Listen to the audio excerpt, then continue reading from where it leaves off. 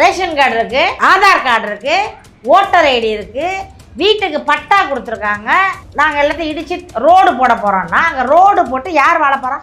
வாழ்ற மக்கள் பெருசா, அவங்கள அழிக்கிறது பெருசா? தமிழ் திராவிட மாடல் தொடர்ச்சியா தான் பண்ணிட்டு இருக்கு. அங்கே 60 வருஷமா வாழும் பொழுது கூட கூப்பிட்டு அவங்க தான் அந்த கோஷம் போட்டாங்க, கொடி பிடிச்சாங்களே.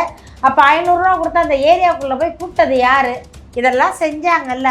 அந்த மக்கள் அப்பெல்லாம் தெரியாது அவங்க புறம்போக்குள்ள இருக்காங்கன்னு சொல்லிட்டு அந்த மக்கள் தான் வந்து புறம்போக்குன்னு சொல்லிட்டீங்க. அவங்களுக்கு நீங்கள் ஓட்டர் ஐடி கொடுத்து வாக்கு வாங்கியிருக்கீங்க. உங்கள் பகுதியில் இருக்க எம்எல்ஏவும் எம்பியும் அந்த பகுதியில் போய் வாக்கு வாங்கினாங்கல்ல, அவர்கள் ஓட்டு போட்டு அந்த பகுதியில் வெற்றி பெற்றிருக்காங்கல்ல எம்எல்ஏ எம்பி, அவர்கள் ராஜினாமா பண்ணாங்க. மக்களை இவர் சொல்றாரு புறம்போக்கு மக்கள்னு சொல்றாருல்ல. இவங்க அப்பா வந்து தமிழ்நாட்டுல பிறந்தவரா, தமிழ்நாட்டுல வாழ்ந்தவரா? எதை வச்சு தமிழ்நாட்டு முதல்வரா இருக்காரு கலைஞர் கருணாநிதி அவர்கள்? திருவாரூர்ல இருந்து என்னத்தை கொண்டு வந்தாரு அவர்? சென்னைக்கு சொத்து கொண்டு வந்தாரா? பணங்காசோட வந்தாரா? திருட்டு ட்ரெயின் தானே ஏறி வந்தாரு. அவர் வந்து முதலமைச்சர் ஆகும் பொழுது அங்கே வாழ்ந்த மக்கள் அங்க இருக்கக்கூடாதா? 31 எங்களுதே, 36 எங்களுதே. பாப்போம், இன்னும் 15 வருஷம் அவங்க ஆட்சி தானா? ஏன் மக்கள் எல்லாம் இருக்கலாமா, சாகலாமா, சாப்பிட்றதுக்கு விஷம் வாங்க கூட காசு இல்லாம அலையிறாங்க மக்கள். இவங்க வந்து ஓசி பஸ் விட்டுட்டேன்னு சொல்லிட்டு பெருமையா சொல்லிக்கிட்டு இருக்காங்க. ஓசி பஸ்ல ஏறி போய் கோயம்பேடுல இறங்கி, கோயம்பேடுல இருந்து ஏறி நாங்க வந்துட்டாக்க பசி ஆறிடுமா? சாப்பிட சோறு வேணும். இது வரைக்கும் கற்பழிப்பு நடந்துகிட்டு தான் இருக்கு திமுக ஆட்சியில. இவர்கள் வந்து எல்லாரும் திமுக ப்ரூஃப் போட காட்டுறாங்க, மூஞ்ச வந்து வட்டம் போட்டு காட்டுறாங்க. எங்க எப்படி காட்டுறாங்கன்னா கட்சியில் இருக்கிறதும் கொடி வச்சிருக்கும் போது ஒரு வட்டத்தையும் கற்பழிச்ச பிறகு வட்டத்தையும் போட்டு காட்டுறாங்க. திராவிட மாடல் ஆட்சியில திருடர்கள் முன்னேற்ற கழகத்துல அதிகமாக திருடப்படுவது பெண்களைத்தான். புலி என்ன நாம் தமிழ் கட்சிக்குன்னு கொடுக்கப்பட்டதா என்ன? அவங்களும் எங்க இருந்தும் எடுத்திருப்பாங்க தானே. நாங்க புலியை போட படத்தை நாங்க வச்சிருக்கோம்.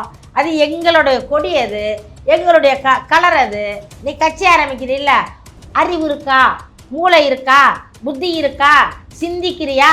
சிந்தி கொடியை உருவாக்கு, ஒரு சின்னத்தை உருவாக்கு. இதுதான் என்னுடைய கொடின்னு தூக்கு. கலங்கரை நேயர்களுக்கு வணக்கம். அரசியல் பார்வை நிகழ்ச்சிக்கு உங்களை வரவேற்பதில் மகிழ்ச்சி. இன்று நம்மோடு இணைந்திருக்கிறார் நாம் தமிழ் கட்சியிலிருந்து மாநில பொறுப்பாளர் வன்னை சுமதி அவர்கள். வணக்கம்மா. வணக்கம். நல்லா இருக்கீங்களா? நலமா இருக்கேன். நீங்க எப்படி இருக்கீங்க? நல்லா இருக்கேம்மா. அனகாபுத்தூர் பகுதியில் நேற்றைய தினத்தில் சீமானவர்கள் வந்து அங்கே இருக்க குடியிருப்புகளை இடிக்கிறதா சொல்லி மக்களுடைய போராட்டத்துக்கு ஆதரவு தெரிவிக்கும் வரையில் அங்கே வந்து போய் மக்களுக்கு ஆதரவா ஆறுதல் சொல்லியிருக்காரு. எப்படி பாக்குறீங்க இதை? அவர் வந்து ஒரு மனிதனாக பார்க்கிறேன், நேசமுள்ள மனிதர். ஒரு தலைவர்னா எப்படி இருக்கணும் அப்படிங்கிறத அதை ப்ரூவ் பண்ணியிருக்காரு. அது இப்போ கேட்டால் சொல்லுவாங்க ஆட்சிக்கு வரல, கட்சிக்கு இன்னும் வந்து அவங்க பாஸ் ஆகலை, முதலமைச்சர் ஆகலை அப்படி சொல்லுவாங்க. இதுதான் வந்து சீமானின் குணம். உண்மையான மனிதன் வந்து மனித நேயத்தோடு இருக்கணும். ஒருத்தர் கதறி அழும் பொழுது அவர் அரவணைக்கிறார் பார்த்தீங்களா, அவர் தான் எங்கள் அண்ணன் சீமான். அவர் நாளைக்கு முதல்வர் ஆனாலும் அப்படி தான் இருப்பார். இவங்க வந்து நான் வந்து அடையாறில் போயிட்டு அந்த வீடுகள்லாம் இடிக்கிறாங்க தம்பி. அங்கே வந்து அந்த ஏரிக்கரை ஓரத்தில் வந்து 60 ஆண்டு காலமாக குடியிருக்காங்க. 60 ஆண்டு காலமாக 3 தலைமுறையாக இருக்கிறாங்க. ரேஷன் கார்டு இருக்கு, ஆதார் கார்டு இருக்கு, ஓட்டர் ஐடி இருக்கு, வீட்டுக்கு பட்டா கொடுத்துருக்காங்க, இதுக்கு மின்சார வசதி செஞ்சு கொடுத்துருக்காங்க, எல்லா வசதியும் செஞ்சு கொடுத்து வாழ்ந்துக்கிட்டு இருக்காங்க. திடீர்னு ஒருத்தன் போய் வீடெல்லாம் இடிக்கணும், இது வந்து நாங்கள் எல்லாத்தையும் இடிச்சு ரோடு போட போகிறோம்னா அங்கே ரோடு போட்டு யார் வாழ போகிறா? வாழ்கிற மக்கள் பெருசா, அவங்கள அழிக்கிறது பெருசா? தமிழ் திராவிட மாடல் தொடர்ச்சியாக தான் பண்ணிகிட்டு இருக்கு. அதாவது திமுக ஆட்சி எப்போ வந்தாலுமே நாட்டு மக்களுக்கு நலனே செய்யாது, எந்த நன்மையும் இருக்காது. அவங்க வந்தால் என்ன செய்வாங்க? குடிசையை காலி பண்ணுவாங்க, பணக்காரர்களை கை கொத்துக்குவாங்க. ஒரு நேரத்தில் வந்து நம்ம எக்மோர் ரயில்வே ஸ்டேஷன் இருக்குது பார்த்தீங்களா, அவ்வளோ குடிசைகள் இருந்துச்சு. அந்த குடிசைகள் பூரா அப்புறப்படுத்தின திமுக ஆட்சி தான். எக்மோரில் வந்து அவ்வளோ அந்த ரயில்வே ஸ்டேஷனை சுற்றின அவ்வளோ வீடுகள் இருந்துச்சு, அவ்வளோ குடிசை பகுதி இருந்துச்சு. அந்த பகுதியை பூரா வந்து அடித்து ஒழிச்சது திமுக ஆட்சி தான். புரசைவாக்கத்தில் அவ்வளோ பகுதிகள் வந்து ஏழை மக்கள் வாழ்ந்தாங்க, அப்புறப்படுத்தின திமுக ஆட்சி தான். இவர்களுக்கு வந்து பணக்காரருக்கு தான் வந்து தோல் கொடுப்பாங்க தம்பி. இவங்க வந்து பணக்காரர்கிட்ட பணத்தை வாங்கிடுவாங்க. பெரிய பெரிய முதலாளிகள்கிட்ட வந்து அவங்க வந்து பணத்தை வாங்கிட்டு ஏழை மக்களை அடித்து ஒழிக்கணும். நீங்கள் பார்த்தீங்கன்னா இந்த கூவ நதிக்கரையில் அந்த பெண்கள் எல்லாம் கதறாங்களே, அவர்களுக்கு வந்து வாக்காளர் அட்டை கொடுத்தது யார்? ஓட்டர் ஐடி கொடுத்தது யார்? ரேஷன் கார்டு கொடுத்தது யார்? அங்கே 60 வருஷமாக வாழும் பொழுது கூட கூப்பிட்டு அவங்க தான் அந்த கோஷம் போட்டாங்க, கொடி பிடிச்சாங்களே. அப்போ 500 ரூபா கொடுத்து அந்த ஏரியாவுக்குள்ளே போய் கூப்பிட்டது யார்? இதெல்லாம் செஞ்சாங்கல்ல. அந்த மக்கள் அப்போல்லாம் தெரியாது அவங்க புறம்போக்கில் இருக்காங்கன்னு சொல்லிட்டு. இப்போ வந்து வீட்டை இடித்தா அந்த ஏழை மக்கள் எங்கே போவாங்க? அது எப்படி தம்பி ஒருத்தர் வாழ்கிற வீட்டை எப்படி தம்பி ஒரு ஏரியாவை காலி பண்ண முடியும்? இவர்கள் வீட்டை காலி பண்ணுவாங்களா? அதை ஊரான் சொத்தையை பூரா ஆட்டையை போட்டு இவன் குடும்பமே சாப்பிட்டுக்கிட்டு இருக்கு. திமுக குடும்பம் முழுக்க முழுக்க நீங்கள் வச்சுருக்கிறது தமிழ்நாட்டோட சொத்து தான். மக்களை சுரண்டி சுரண்டி சேர்த்து வச்சுருக்காங்க. ஒரு ஏழை மக்கள் தானே, நியாயம் ஒரு தர்மம் கிடையாதா? ஒரு மக்கள் வயிற்றில் அடிக்கிறமே, ஒரு ஏழை மக்களாச்சு, அவங்க குடியை திடீர்னு அழிக்கிறமே, எங்கே போவாங்க? பாவங்கிற எண்ணம் கூட இல்லாமல் புல்ரோசரை வச்சு அந்த பில்டிங்கை இடிக்கிறாங்களே, கதறாங்க. கண்ணுக்கு நேரம் அப்படியே ஒருத்தரை கழுத்தை இருக்கிற மாதிரி பண்ணுறாங்களே. இந்த பாவத்தை கொண்டு இவங்களாம் எங்கே சேர்க்குறாங்க? எங்கே சேர்க்குறாங்க இவங்க? நான் என்ன சொல்கிறேன், ஒரே ஒரு வார்த்தை தான். அந்த மக்கள் தான் வந்து புறம்போக்குன்னு சொல்லிட்டீங்க, அவர்களுக்கு வந்து எந்த உரிமையும் இல்லைன்னு சொல்லிட்டீங்க, அந்த இடத்துல வாழ்ந்ததே தவறு அப்படின்னு சொல்கிறீங்க. அவங்களுக்கு நீங்கள் ஓட்டர் ஐடி கொடுத்து வாக்கு வாங்கியிருக்கீங்க. நீங்கள் இந்த வாக்கு வாங்கினதுனால உங்கள் பகுதியில் இருக்க எம்எல்ஏவும் எம்பியும் அந்த பகுதியில் போய் வாக்கு வாங்கினாங்கல்ல, வாக்கு சேகரித்தாங்கல்ல, கும்பிட்டாங்கல்ல, அவர்கள் ஓட்டு போட்டு அந்த பகுதியில் வெற்றி பெற்றிருக்காங்கல்ல எம்எல்ஏ எம்பி, அவர்கள் ராஜினாமா பண்ணணும். ஏன்னா அவர்கள் செல்லாதவர்களாயிட்டாங்க இல்லையா? அவர்கள் தான் புறம்போக்கு நிலத்தில் வாழ்கிறவங்க, அவர்களுக்கு எந்த உரிமையும் இல்லாதவர்கள், தப்பாக கொடுத்துட்டாங்க. அப்போ தப்பாக அவங்க ஓட்டு போட்டாங்க. நான் என்ன சொல்கிறேன், அதனால் அவர்களோட வாக்காளர் சீட்டெல்லாம் வந்து ரத்து பண்ணிவிடுங்க. நீங்கள் ஜெயிச்ச எம்எல்ஏவும் எம்பியும் தயவு செய்து பதவியை ராஜினாமா செய்யணும். காரணம், இவர்கள் அன்னைக்கே வந்து கவனிக்கலை. 75 ஆண்டு காலமாக இப்படி தான் திமுக ஆண்டுக்கிட்டு இருக்கு. எந்த அங்கீகாரமும் இல்லை. மக்களை இவர் சொல்கிறாரு புறம்போக்கு மக்கள்னு சொல்கிறாருல்ல, இவங்க அப்பா வந்து தமிழ்நாட்டில் பிறந்தவரா, தமிழ்நாட்டில் வாழ்ந்தவரா? எதை வச்சு தமிழ்நாட்டு முதல்வராக இருக்கார் கலைஞர் கருணாநிதி அவர்கள்? திருவாரூர்லேருந்து என்னத்தை கொண்டு வந்தார் அவர்? சென்னைக்கு சொத்து கொண்டு வந்தாரா? பணம் காசோடு வந்தாரா? திருட்டு ட்ரெயின் தானே ஏறி வந்தார்.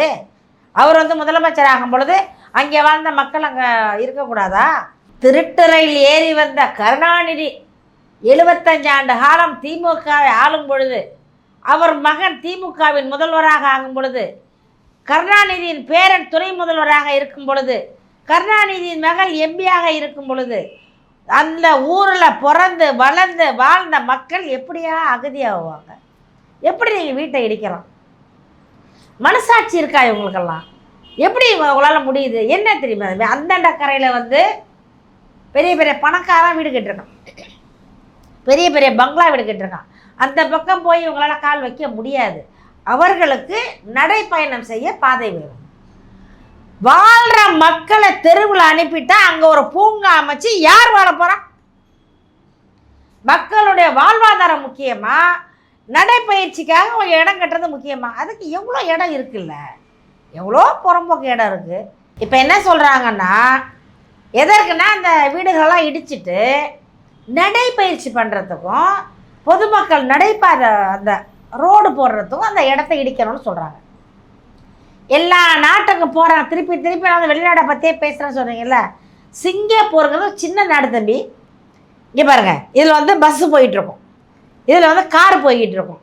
அந்த ஓரமாக பிளேட்ஃபார்ம் இருக்குது பார்த்தீங்களா, அந்த ரோட்டுக்கு தாண்டி அதில் ஒரு ரோடு போட்டிருப்பாங்க, நடைப்பயிற்சி பண்ணிக்கிட்டு இருப்பாங்க. அதில் அது சைடில் பார்த்தீங்கன்னா அந்த சின்ன குட்டி குட்டி கல்லாக போட்டு ரோடெல்லாம் அந்த கல்லில் நடந்தால் கால் வலி போட்டு நடக்க வைப்பாங்க. அந்த மாதிரிலாம் இருக்குது. ஃபாரினுக்கு போகிறாருல இவர், போய் போஸ்ட் கொடுக்குறாருல ஜெயம் ரவி மாரி, இதையெல்லாம் பார்க்கணும். ரோட்டை கீழே பார்க்கணும், மேலே மட்டும் பார்த்தா பார்த்ததப்பு, கீழேயும் பார்க்கணும். ஊர் எப்படி இருக்குது, ஊரில் வேலை வாய்ப்பு எப்படி கொடுக்குறாங்க, வெளிநாடுகளில் மக்கள் படிக்கிறாங்க, மாணவர்கள் எவ்வளோ பாதுகாப்பாக இருக்காங்க, மக்கள் எவ்வளோ சுதந்திரமாக வாழ்கிறாங்கன்னு சொல்லிட்டு பார்க்கணும். முதலமைச்சர் பதவிக்கு வந்தோன்னே இந்த நாடே அவங்க அப்பா விட்ட நாடு, இந்த நாடே அவங்களது. இந்த திராவிட மாடல் ஆட்சி நடத்த வந்தோன்னே இந்த திராவிட மாடல் நாடுன்னு நினச்சிக்கிட்டு மக்களை சாகடிக்கிறாங்க. அந்த மக்கள் அவ்வளோ கதறாங்களே, அந்த மக்கள் அவ்வளோ அழுவுறாங்களே, அந்த வயிற்றுச்சவங்களை கேட்குமா கேட்காதா? ஏழை மக்கள்ப்பா, வயசானவங்க, குழந்தைங்கள்லாம் அழுவுது, வயிறு எரியுது எங்களுக்கு.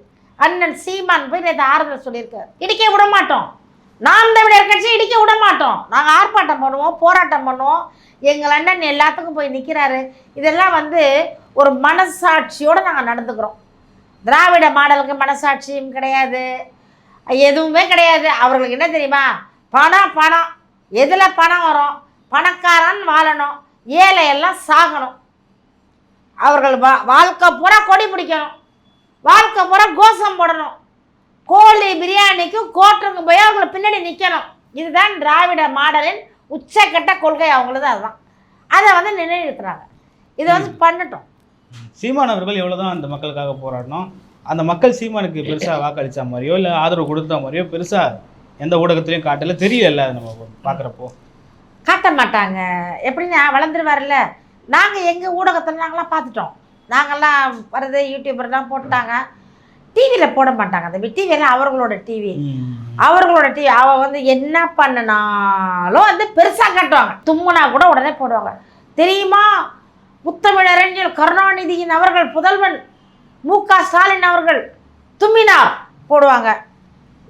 உதயநிதி உட்காந்து அவங்க பேரன் மடியில் வந்து ஒரு தூசி பட்டுச்சான், அதான் காட்டுறான் மீடியாவில். மானங்கெட்ட மீடியா.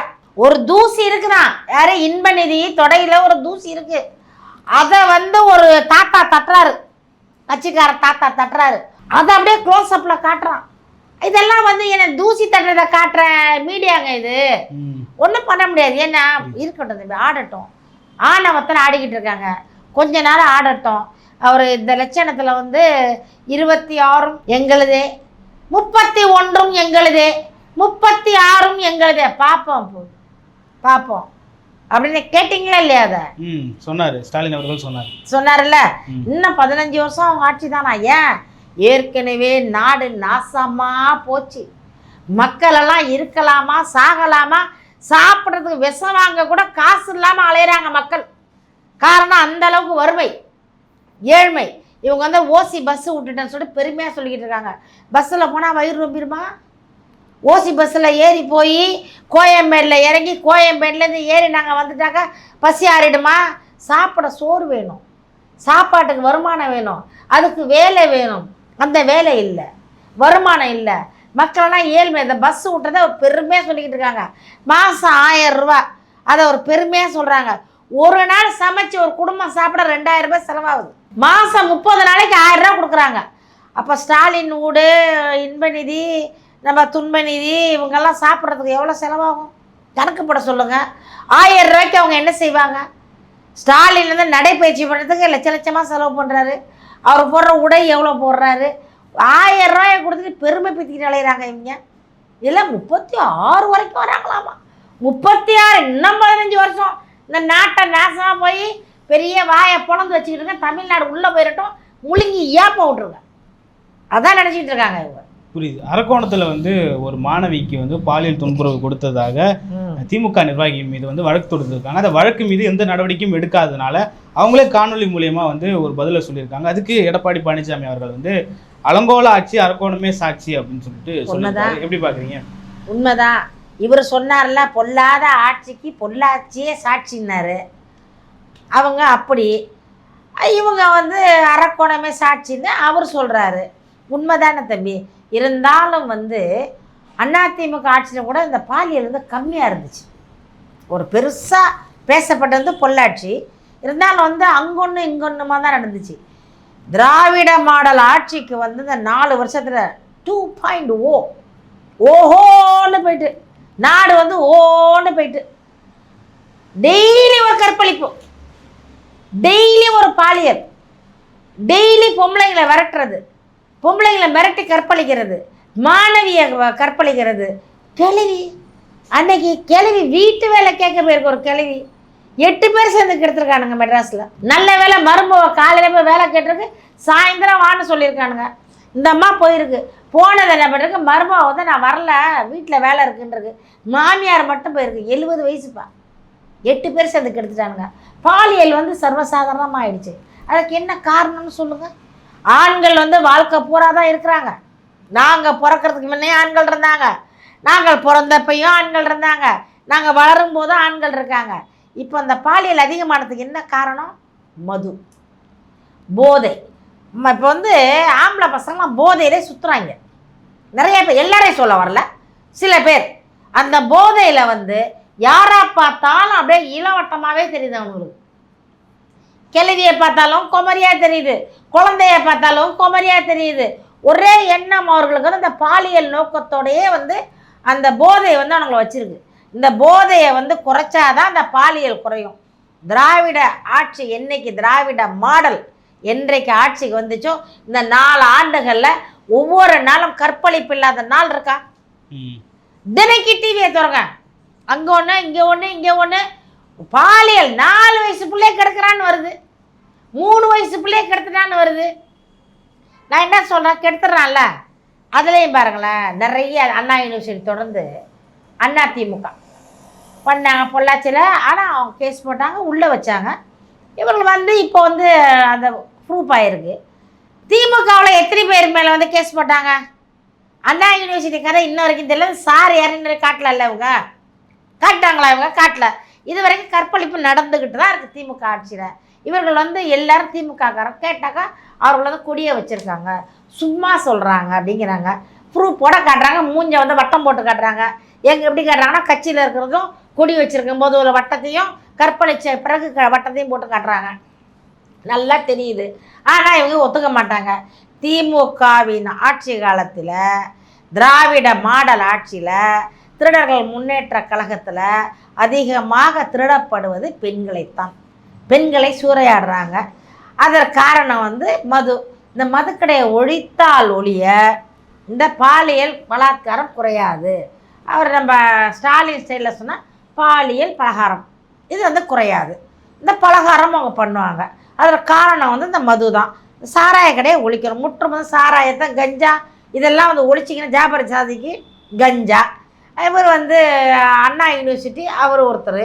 இந்த மாதிரி நிறைய திமுக மாடலில் உள்ளவங்க தான் மாடலாக வித்தியாசம் பண்ணிக்கிட்டு இருக்காங்க.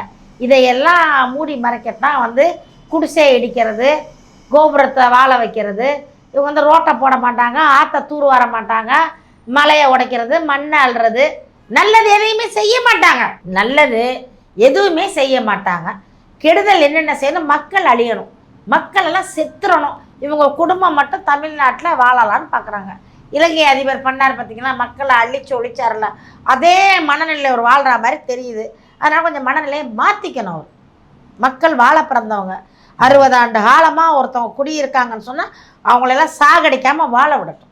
புரியுது. அந்த திமுகவினுடைய அந்த நிர்வாகிக்கு வந்து முன்ஜாமீன் வந்து நீதிமன்றத்தில் வழங்கப்பட்டிருக்கு.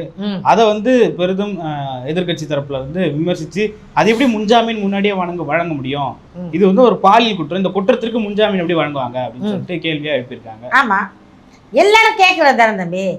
அது இவங்க கட்சியில் இருக்கவங்க வந்து என்ன வேணால் செய்யலாமா? அதான் அந்த பதவி திமிரு, பண திமிரு காவல்துறை கட்டுப்பாட்டில் வச்சுருக்காங்க. இவர்கள் சொல்கிறத காவல்துறை கேட்கணும். காவல்துறைங்கிறது தனித்து செயல்படுவாங்க. இப்போ வந்து காவல்துறை வந்து திமுகவின் ஏவல் துறையாக இருக்குது. இவர்கள் சொல்கிறத செஞ்சு தான் ஆகணுங்கிற நிலைமையில் அவங்க இருக்காங்க. அப்போ இது எதுக்கு அந்த காவல்துறைன்னு பேர் வச்சுருக்காங்க? வச்சுக்க வேணாம். அவர்கள் வந்து அந்த காவல்துறை, தமிழ்நாடு காவல்துறைங்கிறதுக்கு பதிலாக திராவிட மாடல் காவல்துறைன்னு மாற்றிட சொல்லுங்கள். ஏன்னா திராவிட மாடல் என்ன சொல்லுதோ அதுதான் காவல்துறை கேட்குது. அது கேட்கக்கூடாது. அவர்கள் வந்து மக்களுக்கானவர்கள், மக்கள் நலனுக்கானவர்கள். மக்கள் வரிப்பணத்தில் சம்பளம் வாங்குற காவல்துறை மக்களுக்கு இல்லாமல் கட்சிக்காரனுக்கே பின்னாடி போகிறாங்க. கட்சிக்காரன் என்ன செஞ்சாலும் கேட்கறது இல்லை. எப்படி தம்பி முன்ஜாமீன் தர முடியும்? ஒருத்தனை அவனை கைது பண்ணி உள்ளே கொண்டு வச்சு அது என்ன ஏதுன்னு விசாரித்து அது கோர்ட்டில் கொண்டு போயிட்டா அதுக்கப்புறம் தான் ஜாமீன் கொடுக்கணும். அது நல்லவனா கெட்டவனா, தவறு செஞ்சானா செய்யலையா, அவன் யார், இது வரைக்கும் எத்தனை பெண்களை கெடுத்துருக்கான், எத்தனை பெண்களை பாலியல் பண்ணியிருக்கான், எத்தனை பேர் தாலி அறுத்துருக்கான், எத்தனை குடும்பத்தில் கொல்லி வச்சுருக்கான், இதெல்லாம் பார்க்கணும். கோர்ட்டில் பார்த்துட்டு அதுக்கப்புறம் தான் ஜாமீன் வழங்கணும். இவன் ஒரு குற்றவாளி, இவனை வந்து போலீஸ் கைது பண்ண போகுது, உடனே முன்ஜாமீன். அப்போ வந்து நீ என்ன சட்டம் வச்சுருக்கானுங்க இவங்க நாட்டில்? அப்போ வந்து இவங்க வந்து பணம் இருந்தால் எதையும் செய்யலாம். பணம் இல்லாத ஒரு ஏழை வாழ வழி இல்லையா தமிழ்நாட்டில்? பணம் இல்லைன்னா வாழ முடியாது, பணம் இருந்தால் வாழலாம். என்ன வேணால் செய்யலாம், எந்த பொண்ணை வேணால் ஊடு புந்து கெடுக்கலாம், எத்தனை வீட்டை வேணால் இடிக்கலாம், எத்தனை தாலியை வேணால் அறுக்கலாம். ஆனால் திராவிட மாடலில் இருக்கணும். திமுக காரனுக்கு சொந்தக்காரனாக இருக்கணும். திமுக எம்பிக்கு பிள்ளையா இருக்கணும். திமுக எம்எல்ஏவுக்கு பிள்ளையா இருக்கணும். இருந்தால் என்ன வேணா செய்யலாம். மாற்று கட்சியிலேருந்து தூக்கி உள்ளே போடுவாங்க. இது வந்து எப்படி சொல்கிறேன், இது ரொம்ப ஒரு மாதிரி ஒரு சகிக்க முடியாத அளவுக்கு பண்ணிட்டு இருக்காங்க. புரியுது. மே 18 வந்து நாம் தமிழர் கட்சி எப்பவும் போல ஒரு மாநாடு நடத்துவீங்க.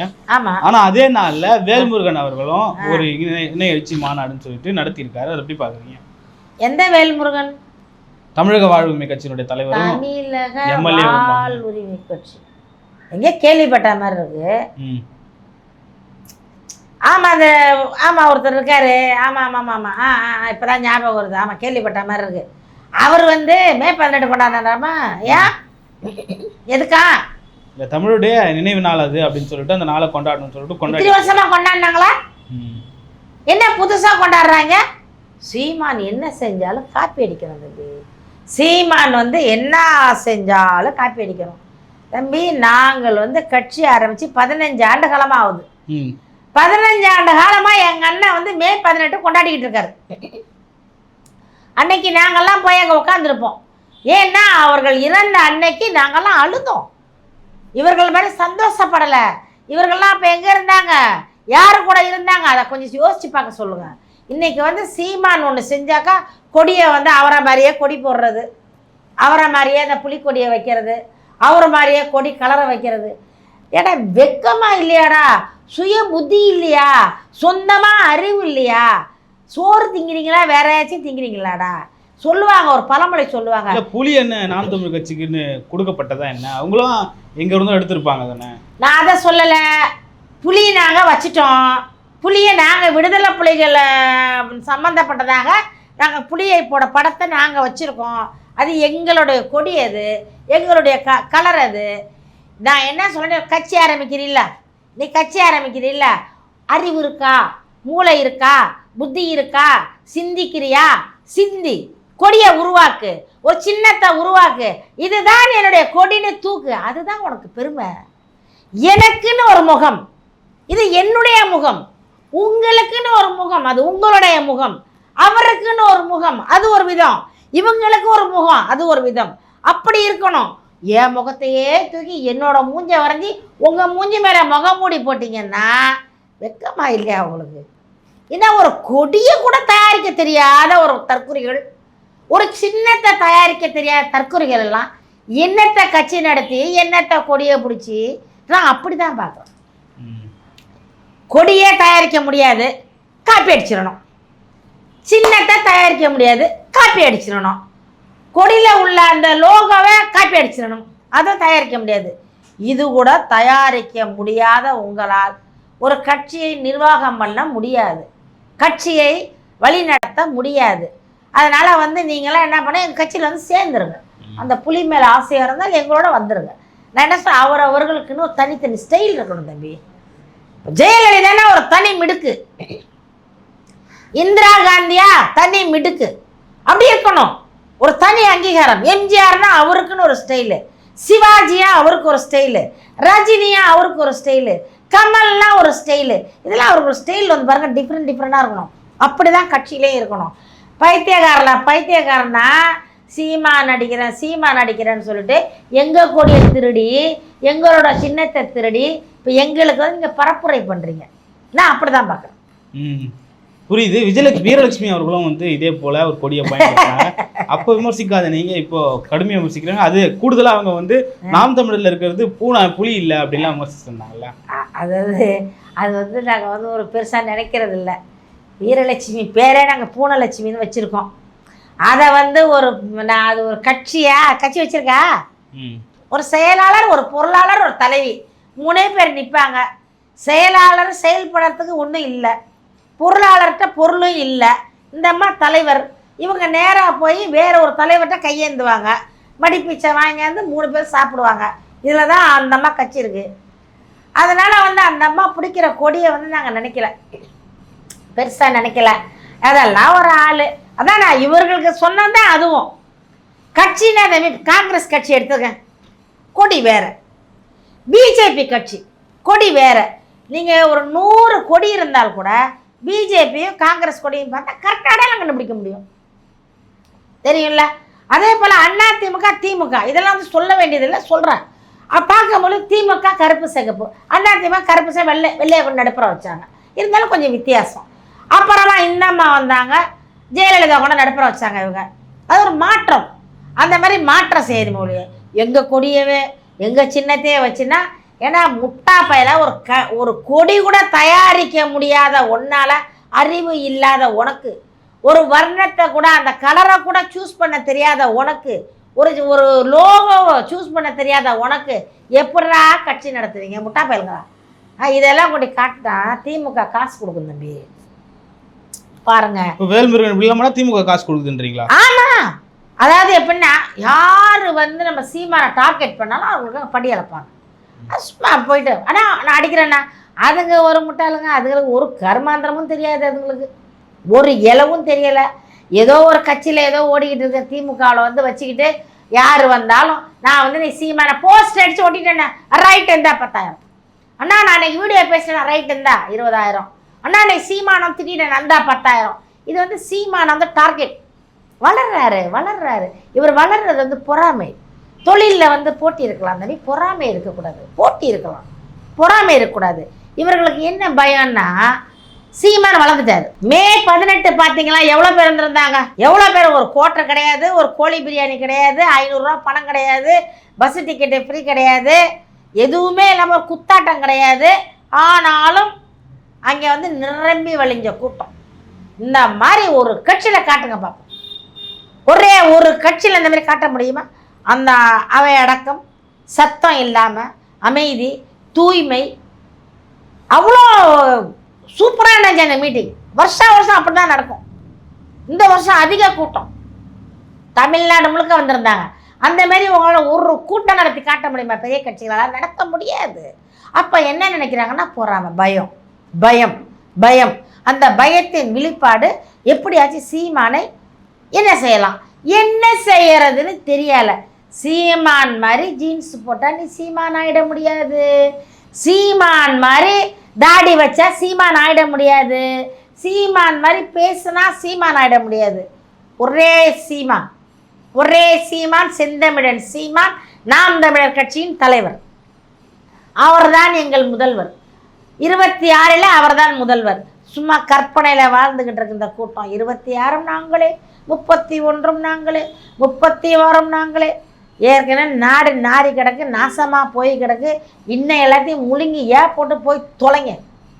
புரியுது. விஜய் அவர்களுமே வந்து முள்ளிவாய்க்கால் நிலைவினால வந்து நம்ம அனுசரிக்கணும்னு சொல்லிட்டு தாவேக்காவனுடைய தொண்டர்களுக்கு கட்டளையிட்டு இருந்தார். அந்த கட்டளையின்படி புசி ஆனந்த், ராஜ்மோகன் இவங்கெல்லாம் வந்து அந்த இடத்துல நினைவு நாளை கொண்டாடினாங்க. எப்படி பார்க்குறீங்க? 2 பேர் தானே. அதாவது அவர் வந்து அதான் தம்பி நம்ம ஸ்டைலில் ஃபாலோ பண்ணுறாங்க. அதை இப்போ தான் சொன்னேன். அதாவது தம்பி நமக்குன்னு ஒரு மிடுக்கு இருக்கணும். இதுக்கு உதாரணம் தான் நடிகரை சொன்னேன் நான். அவர்களுக்கு தனி ஸ்டைல் இருக்கணும், தனி பேச்சு இருக்கணும். விஜயும் நாம் தமிழர் காப்பி அடிக்கிறாருன்னு சொல்கிறேன். ஆமாம், அவர் வந்து நம்ம அண்ணன் மாதிரியே கை தூக்குறது, அண்ணன் மாதிரியே வந்து கொடி, அந்த நிறம் இதெல்லாம் வந்து அவர் செய்கிறது, இதெல்லாம் செய்யக்கூடாது. நம்மளை வந்து ஒரு ஐடென்டிஃபிகேஷன் பண்ணணும் ஒருத்தர்.